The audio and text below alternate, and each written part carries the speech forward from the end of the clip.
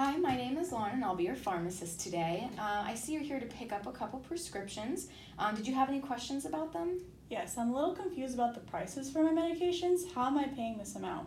Okay, no problem at all, so I can walk you through everything. So the prices you see there on the prescription label, those are the copays. So the copay is the amount that you pay after the insurance company has paid their part and after you pay your initial premium and deductible. Oh, okay, that's understandable. I just joined a new insurance plan, but I've never paid these prices before. Why is it so much? So every plan differs with their coverages and how much their copays are, but one thing that could be affecting you are the premium and deductible that I mentioned before.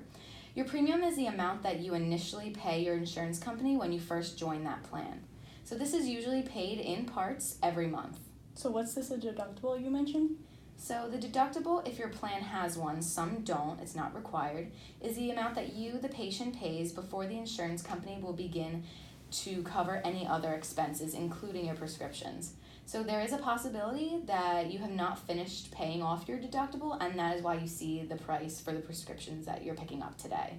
Oh wow, that makes sense. Another question. I'm reading on the label here, and on the bottom it says no insurance applied. Why wasn't it processed through? And why is it so expensive? Yeah, so that will definitely do too if it's not, no insurance was applied there. So the reason that this wasn't processed through the insurance is because the drug wasn't formulary. So your formulary is basically a list of drugs that your insurance company is approving or will plan to cover. This drug was not on that list, so therefore when we tried to process the claim, it came back rejected. Oh, well, what can I do about this? I'd rather not pay so much. Yeah, no problem. I totally understand. I think the best thing to do right now is to reach out to your doctor and talk to them about maybe switching to another brand name drug or another cost-saving generic that is on the formulary list. Okay, so what's the difference between the brand and generic names you've mentioned? Not much. So whether you take a brand name medication or a generic one, you're still getting the same drug and it'll still have the same effect. Brand name drugs have the same ingredients as generics, but pharmaceutical companies and their manufacturers sell the medication by the brand name instead. It's pretty much just to make things easier for the patients, pronouncing the drugs and not confusing them with other ones. Generic drugs are essentially the active ingredient itself, and here in Massachusetts, we're usually allowed to automatically switch to a generic, but on the prescription that your prescriber sent us, they wrote for brand name only with no substitutions. Okay, I'll be definitely in contact with my doctor about all this, but why is there such a difference in price between the brand and the generic? Could be a couple of things. It could be due to how much it takes the manufacturer and how much it costs for them to make the drug, or it could be because of your insurance plan and the levels of drug tiering that they follow.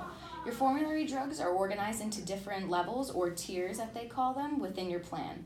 So these tiers are numbered lowest to highest, usually 1 to 3, and the lowest tier is usually the least expensive. They start with the generics, then the next tier up would be brand, and then on to specialty drugs. Okay, wow, that makes sense and it's easy to understand. Last question though, if my insurance, to figure out the insurance price, and I come back in a few months, and what do I do if all those aren't covered? What does that mean? So if you came back in a couple months to refill your prescriptions and the drugs ended up not being covered with the insurance, we can eliminate some preliminary reasons like deductible not being paid or the drugs not being formulary, because by that point your deductible should be all paid off, and we're going to be in contact with your doctor along with yourself to get the formulary drug situation figured out. So the only reason I could predict right now that your drugs wouldn't be covered is because you might be in a coverage gap or a donut hole that they call it. So a coverage gap is a period of time in your insurance plan where the insurance company has used up its funds to cover your drug benefits. How does the insurance company run out of money? So each person under their respective plan is allowed a certain amount of money to be spent on the prescriptions. It really differs for everyone and specific plans too. They all have their own set price. Once that money though, then it's been spent, you fall into the coverage gap where you will have to pay a lot more for your prescriptions. Well, say I fall into the coverage gap, is there any way I can get my prescriptions to be covered again? So there's 2 ways that I can go. If you fall into the coverage gap close enough to the end of the year, you may not leave the coverage gap until the new year starts and your insurance plan renews itself on January 1st. Or if you pay a certain amount out of pocket during the time of the coverage gap, the insurance company can contact you and help you cover the cost of your medications with discount cards or coupons and even catastrophe coverage. Okay, I will call my insurance and see if I'm going to fall into this coverage gap or not, but thank you for your help. Is there anything else I should check with them while I'm on the phone? You're welcome. We're always here to help you out. The last thing I would double check is your plan's star rating.